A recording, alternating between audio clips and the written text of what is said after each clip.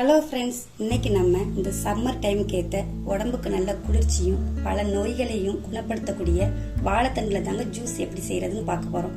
இந்த ஹெல்த்தியான ஜூஸை வாங்க எப்படி செய்யறதுன்னு பார்க்கலாம். ஃபர்ஸ்ட் ஜூஸ் செய்யறதுக்கு இந்த மாதிரி ஒரு பெரிய துண்டு வாழைத்தண்டு எடுத்திருக்கேன். இப்போ அந்த வாழைத்தண்டை சின்ன சின்ன பீஸா கட் பண்ணி தண்ணியில போட்டு வச்சிருக்கேன்.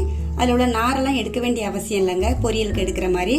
ஏன்னா நம்ம இதை அரைச்சி ஃபில்டர் பண்ண தான் போறோம், அதனால இப்படியே சேர்த்துக்கலாம். இப்போ இதுல உள்ள தண்ணியை வடிச்சிட்டு வாழைத்தண்டை மட்டும் ஒரு மிக்ஸி ஜார்ல போட்டுக்கலாம்.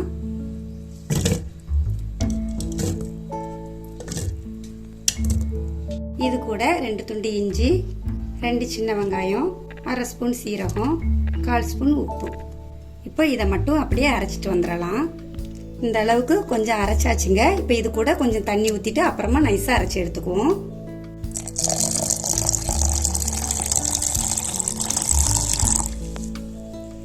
தண்ணி ஊற்றி நல்லா அரைச்சி எடுத்தாச்சுங்க. இப்போ இதை ஃபில்டர் பண்ணிக்கலாம்.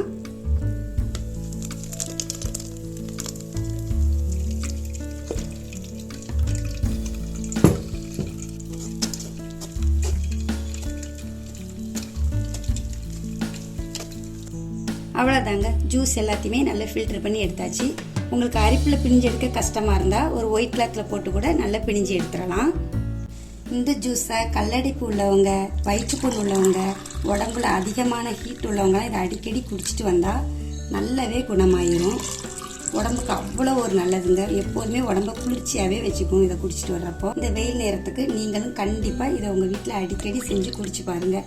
இதே மாதிரி நிறைய வீடியோஸ்க்கு நம்ம வீட்டு சாப்பாடு சேனலை மறக்காமல் சப்ஸ்கிரைப் பண்ணிக்கோங்க. நன்றி.